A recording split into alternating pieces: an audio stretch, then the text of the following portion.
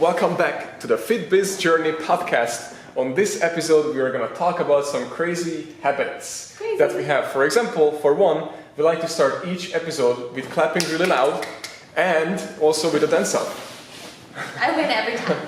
Yes. Right, she's the judge. That's because she's the judge. But anyways, we wanted to talk about some crazy habits today that actually helped us to develop who we are today and able to actually succeed in this crazy competitive market.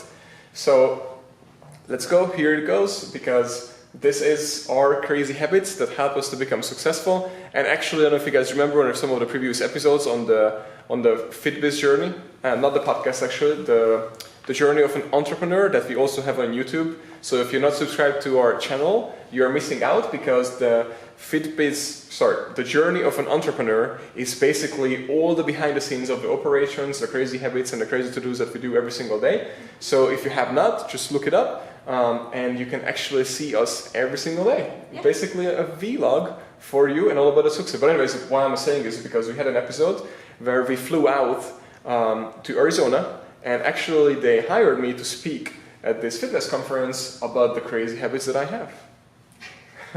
So, crazy person you are. Yes, and there's an actual book. It's called The Crazy. I can't remember what it's called, but it's all of the amazing leaders, and they call them crazy because in some way they were crazy. For example, one of my favorites, Howard Hughes, or including Steve Jobs, he put his feet into a toilet before his speeches, for one. But Howard Hughes, for that matter, he was crazy in a way that he had like crazy ADHD and something else I forgot, but he was very, very, very all about being clean and one-touch things, and then OCD, yes, and then which is treatable today, but back then it wasn't. But he was one of the first billionaires of our world, so he was ultimately successful, but he kind of went crazy by the end of his lifetime. But anyways, so let's talk about some crazy habits, because again, these are habits that are very important. You form them, and you have to form them. It takes about 60-ish days until one single habit becomes a routine. And then once it becomes routine, you can add in additional habits. And before we start, I wanted to point this out that I have lots of habits, but I didn't do them like overnight. So I started with one, and once I mastered one, then I added an additional one. That's the only way you do it. And I see in fitness and in business so many times that January 1st comes, and all the people who want to lose weight, they go to the gym every single day, and they say they're going to do this, and they quit after 6 weeks. Well, that's exactly why, because they did just this 360, change, and not develop that habit throughout the year. I mean, most people tend to take on too much all at once, and then fail, obviously. Exactly. I mean, yes, you want to get crazy habits, but you're going to drive yourself crazy if you're doing all of them at the same time. Yeah. So plan it out. Yeah. A well put together person that looks like have everything going for that person, and just ultimately successful and very lucky. They call him lucky and just so successful and everything. I can't remember the word, but the point of this, there's no such a thing. No. What it is actually is that person had been working on one habit at a time, but worked on habits every single day so many times that eventually it just became a habit, so it made him look like the successful people he is because of those habits developed. So today we're going to talk about that, how and what you should develop to able to get to the next level. Yes. Do you want to start with any of your crazy habits? Yes. I have this running joke with my friends that says, "Hi, I'm Parita and I'm organized." And so anytime I do something with a list or something where I'm just like putting everything down on paper, no matter what it is, they start laughing and just say like, "Oh, hi, I'm Parita and I'm organized." I'm like, that's fine, you can make fun of me, but every hour, every minute of my life is planned. And if it's not, then I won't do it. Like, I literally have to plan when I'm going to shower, when I'm going to eat, or it just won't happen. When I'm going to call my mom, or when I'm going to, take the trash out. If I don't have those things figured out, then it just won't happen. So if you want to talk about what my crazy habit is I'm obsessed with Excel also. So I have my Excel sheet, and it has every 30-minute slot broken down, and then I have color-coded whether something's a meeting, whether I'm traveling, whether I'm eating, whether I have a phone call with a trainer or anything like that. So I have every single thing broken down by 30 minutes and color-coded. So it's a little crazy, but it is the only way that I can function. And you might think it's crazy, but it's actually very common meaning in the industry, if you want to be successful, that you have some crazy habit like this. Not necessarily exactly the same and color-coded. For example, mine is not color-coded. Yeah. And then I'm old school, so I don't use Excel. I use these that you see, guys, all the time. His beautiful notebooks. They're beautiful notebooks. And look at my notes that everybody make fun of me, just like they make fun of you, is that I use up every single section of it, all the way on the top. There's no white space in there. Yeah. So anyways, I do that and it's all over the place like this, but that's how I'm visual. So that's, or is that the word, visual? But there are two types of brains. One is the one that, like yours, like write and everything in details, and one that looks like all the, like this. Yeah. So I'm all about the pictures, you're all about the details, or not the details, the sections, or however you say it in English, right? Anyways, so... I know what you mean. But yes, good. Hopefully the listeners know what I mean too. Yeah. But you can always comment. And if you watch this, because this is also available for visual on YouTube, by the way, if you do watch it, you'll be able to maybe get a little bit more out of it because you can see him try to explain something. Yes, I move it with my arm and everything. That's also a habit of mine, especially when I go to dinner. A bad habit that I have to quit, by the way, and then we get into the good habits. Yeah. But that I used to have, but I remind myself, is that when I eat and then I talk, then I usually do this with a knife and a fork while I'm speaking. And then Nina, when she's next to me, she's always like her to hold my hand and bring it down. So you don't stab her. Yeah, or anybody. Yeah, it just looks funny. Imagine when you eat like this. But anyways, and I point with it too to the person that I'm talking to with a steak knife. Yikes. But to get back to these habits real quick. So when I went to the conference, you know, so some of the habits that actually helped me, and if I ask my wife Nina, what helped us to go from basically no employees and one location and all this to now 5 and now 30-ish people who are working with us, and all these things, then she would always say that it's basically reading books. And honestly, it's pretty true, because reading books is a huge habit of mine and it opened my mind to so many things. So I highly recommend to develop that habit. And then here's the number one thing about reading books. So many people, and I see this all the time, that they brag about how many books they read per month, but it's not about how many you read. And I do read a lot, but it depends on the quality, quantity, or whatever is in the book, the pages, what I get out of it, and the actions I actually have to take from the book. So if the book is long, or even if it's 100 pages, but it has some actionable stuff that I have to implement into my business, then that 100-page book that I could read in a day might take a whole month, just because I'm making sure I use it right. So that's why it's so important. And then Mike Arcee, who is the CEO of Loud Rumor, also huge habits of reading, and we talk about this all the time, that one single book, I know this is a notebook, but still it's pretty valuable actually, because it's my notebook. But yeah, one of these books that we have here, like for example, Good to Great or Great by Choice, and there's an actual book called Never Split the Difference. So that book, just that one little thing, after I read it, and one tiny thing from that book actually allowed us to make $4,000 in one single month.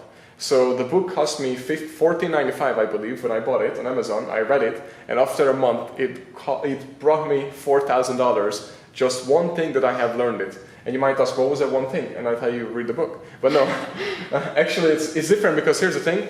My mind, my business, my everything is completely different than yours, or it could be similar, but that one thing, that golden nugget that was in the book for me, that might not be there for you. So in my case, it was literally like one little sentence that we have changed in our emailing campaign that we are sending out to our people, because it opened up my eye that we need to change it like this. And once we change it, all of a sudden, the people, when they receive this email from us, they're literally replying back, I'm not giving up on my trial or whatever, I'm actually still want to do this, I just had X, Y, and Z. So now all of a sudden they feel bad because they canceled on us and now they want to come back. And in the first month we had like literally 10 people who did that, and they came back and paid, and that was actually more than $4,000. So I lied, it was about $5,000. But still. That's one. So reading, and I know you read too. You picked up that habit. I don't know how long have you been reading, because I actually never talked about it. Yeah. But do you read more now, or? So one thing I'll always love Daniel for forever is his influence on me. He's definitely had all of his crazy habits. I've learned about them and adopted as many as I could, unsuccessfully at first, because I didn't realize I should do one at a time. But the reading became a part of my morning routine. So I do make sure that I get a minimum of 30 minutes of reading in every morning, and then I started adding some more bulk time on weekends. So Sunday, lazy Sundays for a lot of people, I'll start off my morning now with at least maybe maybe an hour or two if I can of more reading. But before I started working at For You Fitness, the last time I had read anything was like college. Because when you have a 9-to-5 job, nobody's saying, hey, you should read these books and improve. Like maybe I read like Harry Potter or something, but nothing to actually require me to learn more. So for the longest time, maybe like 4 or 5 years, I went without learning anything new, really, except whatever was on the job. So since meeting Daniel, since learning about all the important things I need to do to develop myself, reading has become a huge, huge piece of it. So I will always thank you for that. Thank you for doing it. I didn't even realize that. You think you're smart and you don't even know. And let's hope that people who are listening also take on this action. And I know the first thing they are thinking, I don't have time to read. So a couple things, guys. I understand that 100%, but a good thing, and I want to mention, and Parita mentioned that about her time. So here's the thing, if you don't write down your times, just like Parita did it before, or at least just 1 day or 1 week or 1 month, just write down, what you should do, just write down one of your day, your average day, and audit every single thing that you're doing. Add it all up, and you will exactly see how much time you spend on what, including going to dry cleaning, going to Publix or shopping, listening, watching, TV, whatever, chit-chatting, wasting time. So the point is, once you audit your time and add all them up together, I guarantee you can find at least 1 hour.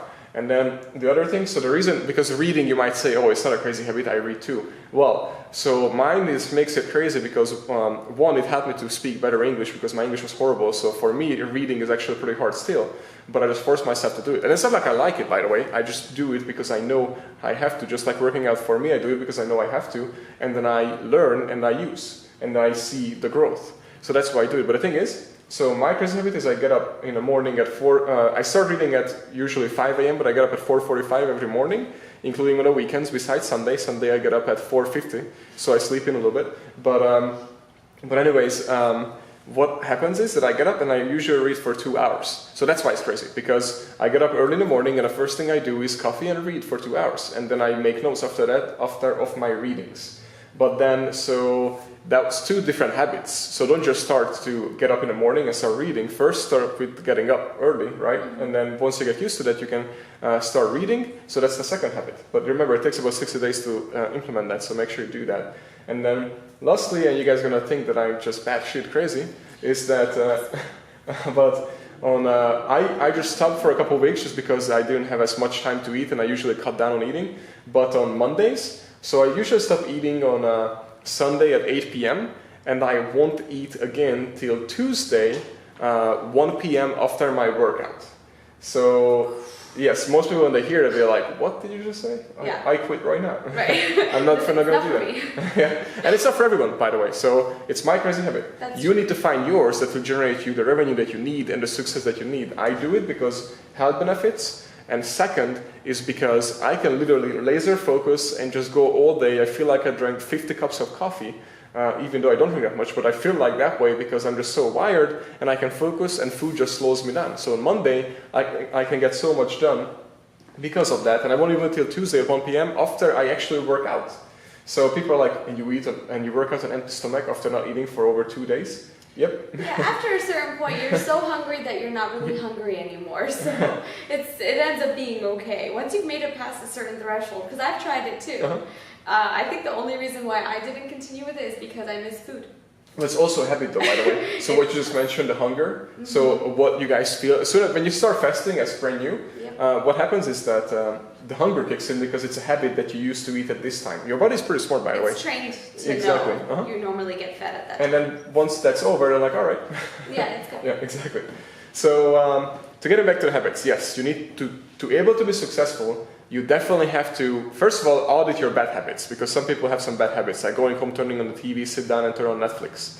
That might be a bad habit if you want to be successful. Yeah. So that's one. Or sleeping in or snoozing the clock. I meet so many people who snooze the clock in the morning, and here's the thing, you're not doing any good for you. What you should do to fix it, by the way, is very easy. Nina, my wife, is doing this right now, is you literally set up the alarm clock for the morning whenever you're going to get up, but you put it too far away from the bed, so you can just snooze. You put it into the kitchen or whatever it is, so you have to come downstairs or whatever. Well, somewhere you can actually hear it, but put it far away so you actually have to get up and then like turn it off. But some people even snooze it then. But the point is you need to stop that, because you're not getting anything out of it but getting more tired, because there's no way you get from that 5 minutes of snooze additional real quality rest. No. So just skip it. Very disruptive to your mind, like to wake up and be like constantly like jagged awake again and again and again. Like it's a nightmare. Not to call him out, but my boyfriend is the ultimate snoozer. I've never met a man who can snooze as hard as this guy does. So literally like 8 alarms, and all I hear, and I'm reading and on the couch, and all I hear is Alexa snooze, like again and again and again. And I'm just thinking it's giving me a headache. So I find it to be very disruptive to just the relaxing part of waking up and starting your day. You know, like that would make me angry to deal with that. Yeah. And other crazy well, 2 things. One, crazy habit about my notebooking, and then second is the 3 amazing things that I write down at the end of each day that happened to me. We should talk about in a minute. And also at least write down one thing that I have learned at the end of the day, and if I have not learned it, then I have to look for something that I can learn. And by the way, you don't just have to read books. You can listen to podcasts. You can listen to audiobooks. My book is actually FitBiz, which I talk about all the time, and I'm pitching it to you because it's very useful for you if you haven't read it, for gym owners and personal trainers. But it's also audible in audio format, so there's no excuse anymore. You can listen to it while you commute to work or during your workouts. Oh, that's another crazy habit. During my workouts, I usually listen to audiobooks and to get pumped. Steve Jobs. But the snoozing that I was talking about, so it's funny because of the habit. Before, I mean, I don't like to wake up in the morning, don't get me wrong. It just became a habit. So at 4:44, and I'm, by the way, guys, for listeners, I'm demonstrating what's happening at 4:45 a.m. at our house. So you might want to just look this up on YouTube to what is actually happening, because I'm not wearing any clothes. So anyways, so I sleep naked, yes. But anyways, so I usually at 4:44, before my alarm actually gets, I literally like laying sleeping, and it's 4:44, I just get up like this, and all right, ready to go. Yeah. And it's and I'm just pop out of bed, and I have this bouncing movement. So when I get up, like when I open my eyes, I without thinking, I literally just like push with these 2 hands, push it back, like jump out just like this of bed, and I literally like I'm out of the room. Yeah, just like a superhero, exactly, perfect. Yeah. I just need a cape. Maybe I should start sleeping in a cape. Anyways, let's get back to this, the end of the day. So why is it so important that you reflect back to your day as a habit, that if you don't have this, you should definitely adapt this? And by the way, the speaking engagement that I had in Arizona, I had at least 50 people message me on Instagram.